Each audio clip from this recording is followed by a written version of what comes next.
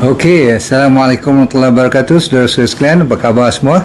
Sementara tu anda yang dah biasa makan dengan family masing-masing, selalu juga ambil buncis. Malam ni kacang buncis merupakan satu lagi pelajaran baru yang kita ingin buat perbandingan dengan kacang panjang. Okey, sementara kita nak share dengan kawan dan kita tunggu kawan juga, cuba anda tulis kat sini. Saya cuma nak tahu siapa yang kata kacang mana yang lebih sedap. Kita cerita tentang taste dahulu, rasa yang mana yang lebih enak. Cuba tulis kat situ. Saya nak tengok siapa yang lebih katakan kacang buncis lebih sedap. Katakan masak sama lah, katakan garlic, ataupun kita goreng-goreng saja, ataupun buat sup ke, tapi sama. Kalau yang ni goreng, yang ni goreng, mana lebih sedap? Kalau yang ni rebus, yang ni rebus. Kalau ini ulam, yang ni ulam. Macam mana?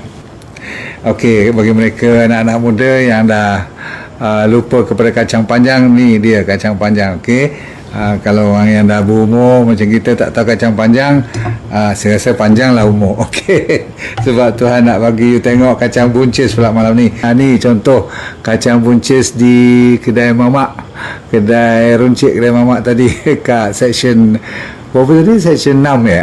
Okey, pasar dah memang tutup dah. Tuan-tuan sekalian, ini kacang buncis, tahu kan? Takkanlah tak tahu kot. Okey, tetapi bezanya antara kacang buncis, permulaannya ialah nombor satu dari segi ni dipanggil, suatu dia panggil kacang panjang. Yang ni buncis sebab dia buncit sedikit. Okey, dan color dia lebih cerah daripada color mungkin kat dalam kamera ni tak berapa nampak kot kan. Tapi kacang buncis lebih cerah daripada kacang panjang. Bergantung juga, kacang buncis pun ada yang cerah, ada yang lebih hijau kan, ada yang ungu pun ada. So bergantung kepada spesies dia. Okey, nama saintifiknya Phaseolus vulgaris untuk kacang buncis. Dulu minggu lepas saya ada cerita tentang kacang panjang.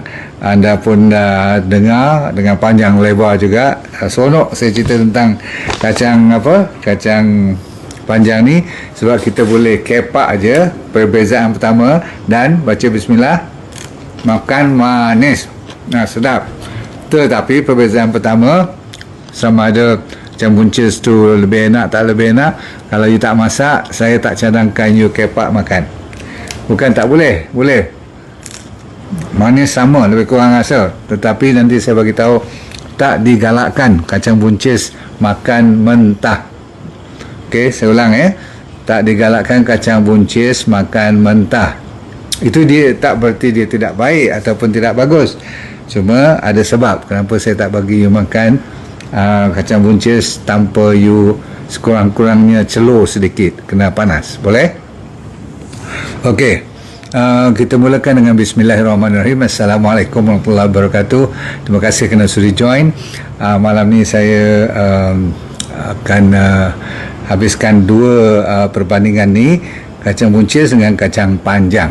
Okey, mungkin anda dah lupa tentang kacang panjang punya bermanfaat banyak. Hampir dekat saya tulis kat dalam paper ni, saya ambil balik tengok minggu lepas, hampir 15 lebih.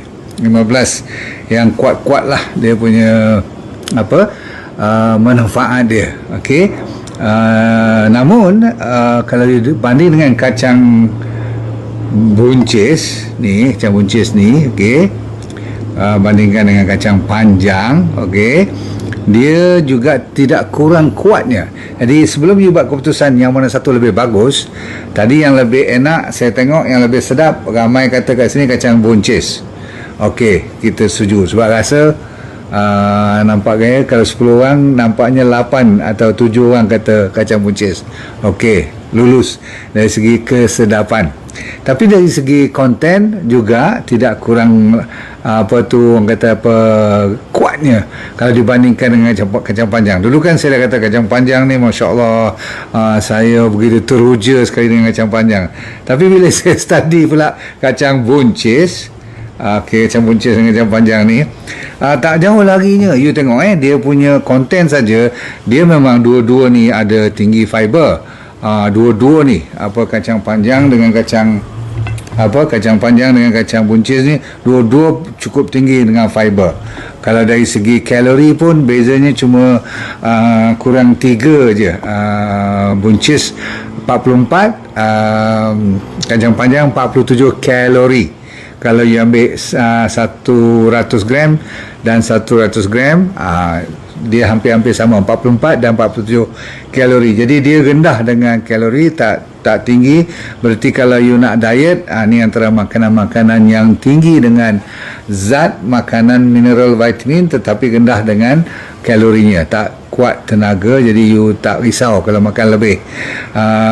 Dan juga mereka dua-dua ni ada fiber yang paling tinggi dalam semua micronutrient, dia tinggi dengan fiber. Apa bagusnya fiber? Masya Allah, fiber tu memang dari segi nak cirit tak cirit, nak constipate, sembelit tak sembelit, semua tu dia dah beres. Nombor 2, dia jaga bakteria, dan anda tahu sangat-sangat bakteria antara yang paling mustahak you jaga dalam pemakanan. Fiber lah memainkan peranan. Nombor 3, dia lambatkan you rasa lapar. Sebab apa? Dia susah nak digest. Maksudnya fiber tu kan ada insoluble, ada soluble, ada yang boleh larut, ada yang tak boleh larut. Yang tak boleh larut tu selalunya kena sampai ke kolon ataupun bahagian orang kata intestine yang last tu, barulah dia boleh proses. Dia lambat mendapat pencernaan, jadi lambatlah gula naik, dan bila lambat gula naik, you tak kena diabetes. Bila tak kena diabetes, selalunya dia juga mempertahankan tak kena high blood pressure, tak kena stroke dan sebagainya. Sebab apa? Susah orang kata nak lekat kolesterol pun boleh menurun. Dia low in sodium, dia low in fat. Saya ulang, rendah garam, rendah fat, tapi tinggi dengan iron, dengan zinc, vitamin A, C, K. Cuma yang tak ada DE tu tak ada kat dalam sini. Okey, tapi folate dia ada, bagus. Nanti untuk orang pregnant, kalsium, potasium, magnesium, manganese, phosphorus, zinc, selenium, silikon, yang paling bagus untuk kacang-kacang jenis macam ni, dia ada iron. Okey, dan banyak dengan klorofil dan sebagainya. Baik, jadi kita bagi kat you berapa jenis manfaat. Nanti you ingat saya kata tadi, kacang panjang 15 yang solid dia punya manfaat. Yang ni saya bagi you bilang. Nombor 1, eye health, untuk mata. Sebab apa? Dia ada zeaxanthin, lutein, ada carotenoid. Kalau tengok warna ni tidak warna keratin, maksudnya tidak berwarna carrot atau warna tomato. Selalunya tomato dan carrot yang tinggi dengan carotenoid. Maksudnya yang kuning-kuning, orange kan, merah-merah tu. Namun walaupun hijau cerah macam ni, dia ada cukup carotenoid untuk penjagaan mata, penglihatan, seperti cataract, macular degeneration, yang kabur-kabur mata tu, inilah dia.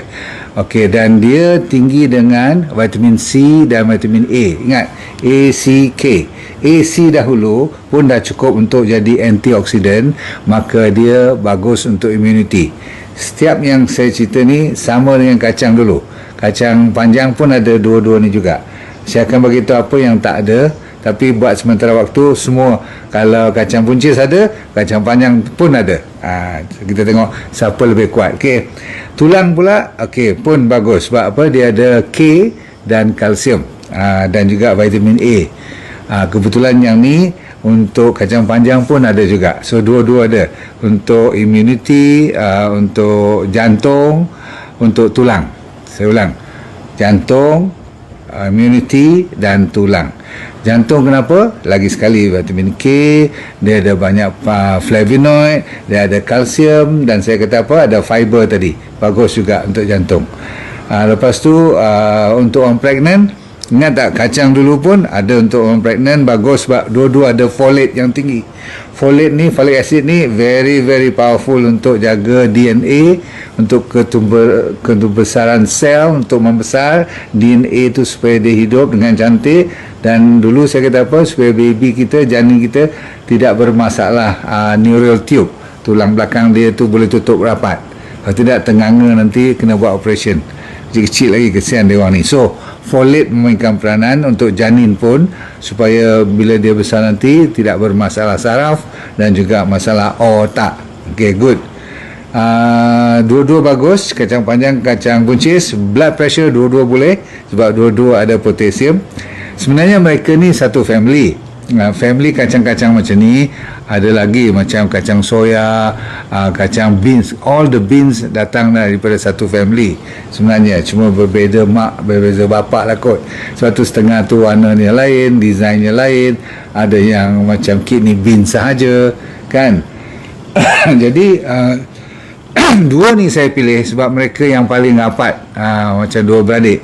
Contoh kalau untuk osteoporosis, dua-dua boleh bantu untuk osteoporosis.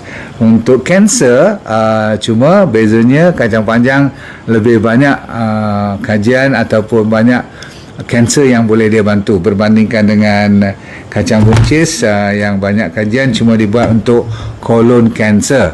Tapi kalau untuk kacang panjang ni, untuk berbagai lah, ada, saya tak salah saya ada 4 kot. Breast cancer, GIT, bukan kolon saja. Lepas tu apa lagi, lung cancer dan brain cancer untuk kacang panjang. Jadi kacang panjang dah mula, orang kata apa, nampak taring dia lah, dia lebih nampak macam kuat sikit. Namun dua-dua boleh dibantu untuk apa dipanggil, growth cancer atau tumor ataupun polyps. Pernah dengar polyps yang keluar macam tauge-tauge itu dalam kita punya GIT tract? Okey, good. Lepas tu dua-dua boleh jadi anti-inflamasi, dua-dua boleh jadi anti-infection. Ya, bila saya kata dua-dua, kacang buncis dan kacang panjang. Okey, ingat kacang panjang tadi kanser dia dah potong. Dia dah ada 3 extra kanser yang dia bantu. Kacang buncis 1 kolon. Okey. Baik, dua-dua boleh memainkan peranan untuk membalancekan balik kita punya fluid. Fluid tu maksudnya cecair dalam badan. Kan kadang-kadang kita tinggi dengan elektrolit, cukup sodium, potasium dan sebagainya, mereka mengimbangkan. Dua-dua bagus. Sebab kalau kita tak cukup imbangan, itu yang kadang-kadang kaki bengkak, walaupun buah pinggang tak rosak, jantung tak rosak, tapi kaki boleh bengkak juga sebab kadang-kadang dia menyebabkan water retention, menyimpan air. Alright. Yang untung sekali you belajar malam ni ialah orang diabetes. Diabetes, good news, dua-dua bagus. Dikenal pasti antara penyakit yang mereka bantu ialah diabetes. Kemungkinan besar disebabkan mereka ada, maksud saya bahan ni ada apa, ada flavonoid, ada yang penting tu serat tu. Okey, jadi dia menyebabkan apa, insulin sensitivity tu lebih peka, maksudnya insulin tu lebih sensitif, berarti susah you nak kena diabetes. Wah, bagus Alhamdulillah. So habis kat situ dulu. Jadi dia ada lebih kurang 11. Saya kata kacang panjang berapa tadi? Siapa ingat? Cuba tulis sekejap. Kalau saya nak dengar ataupun nak tengok siapa yang ingat saya kata berapa tadi. Cuba. Kacang panjang saya tulis. Atau saya kata apa? Ada minimumnya 15 manfaat. Kacang buncis ada 11 manfaat yang besar-besar. Dua-duanya overlapping, tetapi kalau dari segi siapa lebih sikit, jawapannya kacang panjang.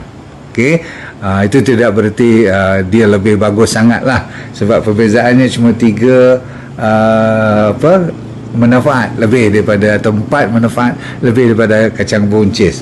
So yang ni lebih kurang 15, yang ni dari segi bacaan saya 11. Cukup sebenarnya 11 pun. Tapi kalau you diberi cuma satu pilihan, boleh ambil cuma satu, you ambil apa lain kali? Ambil kacang panjang. Tapi kalau selang sehari, setiap kali you buat makanan kat rumah, seminggu 3 kali ni, seminggu 3 kali ni, itu yang paling baik. Okey, tadi saya janji pada you nak cerita tentang kenapa yang ni tak boleh dimakan secara mentah, tak digalakkan, dan yang ni boleh. Jawapannya ialah dari segi dia ada dua sebenarnya bahan yang dinamakan lectin dan phytate. Lectin dan phytate ni macam inilah. kan pokok semua, buah-buahan pun ataupun sayur-sayuran pun, mereka semua ada bahan-bahan untuk melawan insek, bukan insektisida, melawan serangga, okey, ataupun serangga-serangga yang akan makan buah dia ataupun daun dia dan sebagainya. Jadi mereka tu ada bahan yang kalau serangga-serangga dimakan boleh membunuh mereka. Bahan-bahan kecil ni sekurang-kurangnya dapat, kalau dia orang makan tak bunuh dia orang pun, dia orang rasa tak sedap, jadi dia orang tak makan. Okey, bahan-bahan ni lektin dan apa saya kata tadi, phytate ni lah yang menyebabkan you tak dibenarkan makan mentah. Faham? Okay. Sama macam saya kata macam buah cashew nut atau buah kacang almond, semua-semua tu ada. Setengah lagi kidney beans ataupun apricot seed dan sebagainya tu, kalau you tak masak dia ataupun kalau you tak panaskan dia, memang lektin dan pektin ni banyak membawa bahaya dari segi, bukanlah kacang buncis mengikut kajian bukanlah sampai bawa maut, tetapi ada setengah-setengah beans boleh bawa maut kalau you tak masak dia. Contoh saya cerita apa tadi, almond beans, almond seed tak boleh, apricot seed tak boleh. Ada few things. Yang lain tu kalau nak dapat ada manfaat seperti tomato semua pun kena masak, baru keluar dia punya lycopene. Faham? Garlic, bawang putih pun nak kena ditumbuk dulu, dilepaskan 5 minit, baru dia keluar. Kunyah dulu, mentah, baru dapat dia punya power. So malam ni secara ringkas kita dah dapat jawapan, saudara saya sekalian. Keuntungannya banyak, dua-dua ada minimum 11, tapi ditambah 4 lagi untuk kacang panjang. Dapat sesuatu malam ni. So kalau anda yang dah tulis tadi kacang buncis disebabkan oleh sedap, saya boleh faham, memang dia lebih sedap, lebih enak daripada kacang panjang. Tapi Tuhan tu kan maha adil, dia bagi yang lebih kat situ. Kalau ni sedap sikit tapi kena masak, yang ni katakan kurang manis ke kurang lemak, tapi dia boleh makan dia secara mentah. Betul? Dengan itu saya berundur diri dulu. Okey, saya doakan anda semua dalam keadaan sihat walafiat, jaga diri elok. Kita jumpa lagi. Okey, assalamualaikum warahmatullahi wabarakatuh. Bye.